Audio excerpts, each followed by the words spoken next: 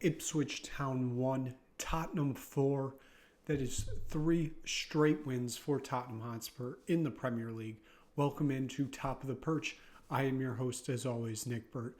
A return from a brief hiatus of doing Top of the Perch. The voice wasn't there the past few matches, but since we've last departed, Tottenham have been, I believe, eliminated from the FA Cup, and they got a win at Old Trafford. Or that it was actually at home, wasn't at Old Trafford, still against United, but you can't complain about the league play. You can complain about the cup play. That was a disastrous performance against Aston Villa. But this team is gradually getting healthier, which may be a good sign for things to come. I don't really know. We're going to find out. But this team is gradually getting better. Today was one of those days. It gradually got better today.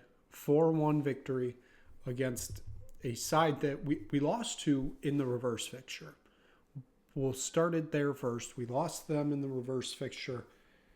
And now here we are a few months later, because I think that game was in November or October. Here we are a few months later. Tottenham Hotspur easily, I would say, controlled this game start to finish. Other than the start was very nerve-wracking.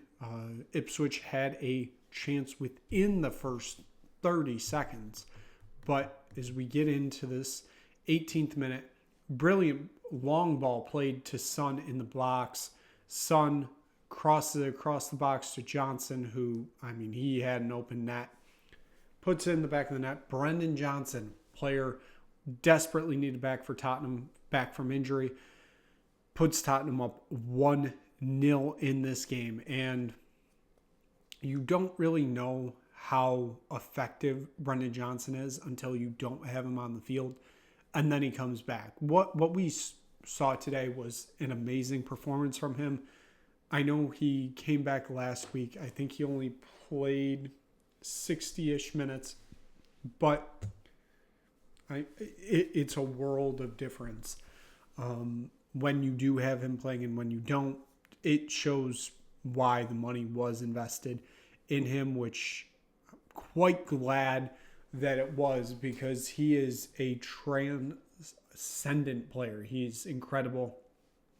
He always finds a way to get the ball in the back of the net in close range. He is clinical in that way. But Son getting the ball to him first, it's obviously been a tricky season for Son, to say the least. So, that's huge, that he had this type of performance today, because it was a very interesting day for Son, because it's not like he had those goal scoring opportunities that he's been kind of missing on multiple times this year. It was more of him setting up those goals. And we saw it again in the 26th minute. It's a very similar long ball played into Son, who's in the box, except Johnson's not running at the net this time. He's right around the penalty spot. Son gets it to him, puts it in the back of the net. It's 2-0 Tottenham, 26 minutes into this match. Brendan Johnson has a brace. Just incredible. It was an incredible match for him, and you really couldn't find much to complain about early on. Now, Ipswich did find a goal back in the 36th minute. Hutchinson gets it past Vicario, who he had an incredible game last week against United in his return match. Today, he didn't face as much, so obviously you're not going to see as much from him, but he still had a decent match. I think the one goal was kind of a whiff on him, but things got settled down. We come back out for a second half. There was a second goal for Ipswich. I believe it was Delap scored it. I'm not sure, but the flag was up for offsides. So this game remained at 2-1 going into the final 30 minutes. And in those final 30 minutes, Tottenham made sure things got shut down. I mean, Brennan Johnson almost had a chance for a third goal. It ends up going out for a corner, obviously. Nothing really comes of it. Those Ipswich defenders just crowd the net. 77th minute, Jed Spence. What an incredible run he is having. He easily could have been man of the match today if it weren't for the brace. But Jed Spence gets a goal in the 77th minute. It is now 3-1 Tottenham. He's stunning. If you're at all in Tottenham Twitter or X, whatever you want to call it, Invert the Wing is, I don't know. He's an interesting fella. But at the beginning of the season, he said Jed Spence is not the Pedro Porro backup. He's a Pedro Porro replacement.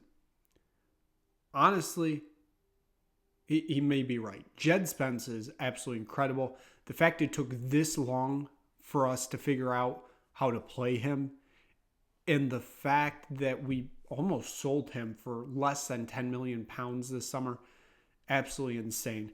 Dejan Kulusevski finishes it off in the 84th minute. A beautiful curling shot, far post, off the post, in the net. 4-1 Tottenham, and that is how this game ends up. Again, it was an incredible game for Tottenham Hotspur. Like I said, a game kind of I know it wasn't desperately needed because obviously you've got 2 wins in 2 games in the Premier League, but make it 3-3. I believe it's the first time since 2022, I think we have 3 Premier League wins in a row, which is insane, but here we are. Yeah, incredible performance. Now, we'll take a look at the stats. Tottenham possession, almost 60-40. Shots, not so great. Ipswich had the more shots in this game. Tottenham did convert more of those, more obviously, with shots on target. 6-5 in that scenario. Expected goals, Tottenham get that 1.62 to 1.13. Tottenham, like I said, kind of controlling this game, which means you would expect them to have more of the passes in this one, and they sure did. 529 to 354. Fouls, it was almost even. 15 for Ipswich, 14 for Tottenham. 2 yellow cards for Ipswich, 1 for Tottenham. And we were equal on corners at 4. Now, given that, let's take a look at those player ratings. We'll start up top, as we always do, with Son. And like I said, it was an incredible game for him today. I really can't say much more than that.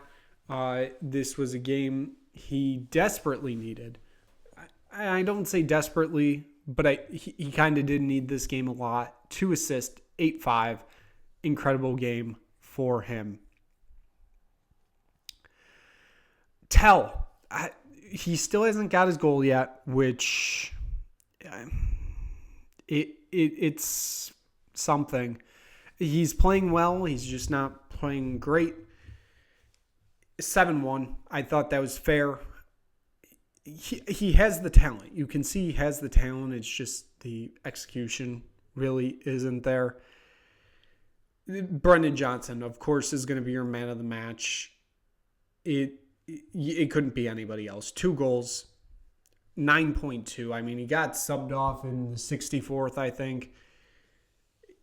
If he stayed on, he probably could have got the hat trick. He obviously doesn't. It is what it is. Rodrigo Bentancur, we move on to the midfield. It's an interesting midfield here because I didn't think he was... each player kind of played their part. It wasn't a great part, but they still played their part. Bentancur 7-3. I kind of thought he was the worst in the midfield today, which says something because I didn't think he was terrible, but it wasn't great. Dejan Kulusevski, 8-1, got the closing goal of this game in the 84th minute. I thought he did decent today. When he's not being that one target on the right, he plays much better. He plays 100% better when he's not, the main attacking target. Lucas Bergvall, I thought he had a decent performance today, 7-5.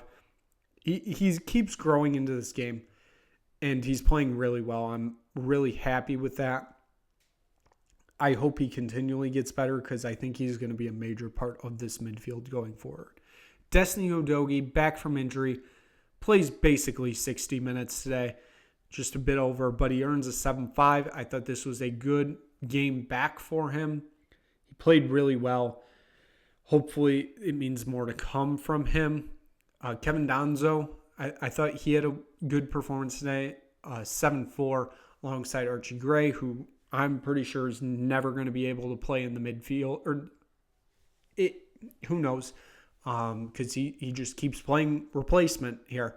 7-5. Maybe we'll get one of our center backs back eventually. Who knows? I have my doubts. A few guys maybe checked out on this team. That's kind of what the feeling is. So Archie Gray, you may be a center back. And Jed Spence, I said he could have been man of the match today. Incredible performance on the right. I think he switched over to the left when Udogie got subbed off and put Porro back on the right.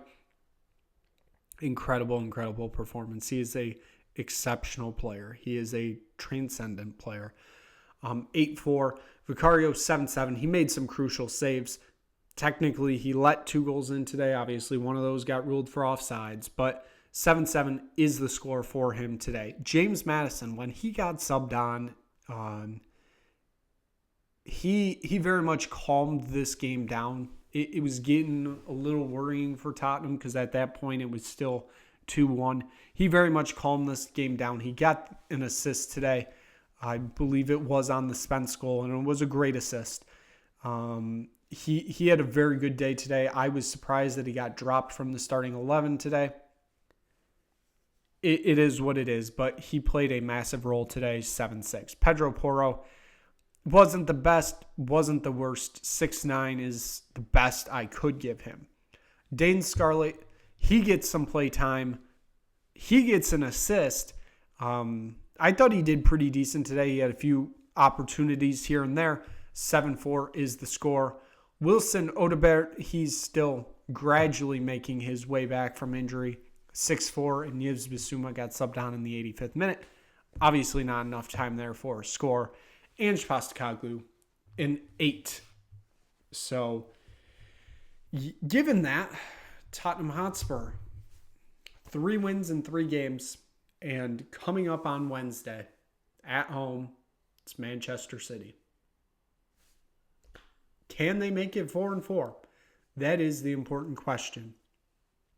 We are truly about to see. So that is going to wrap it up for this episode of Top of the Perch. Thank you so much for watching. If you just stumbled across this video, click like, click subscribe, tell anybody you know about it.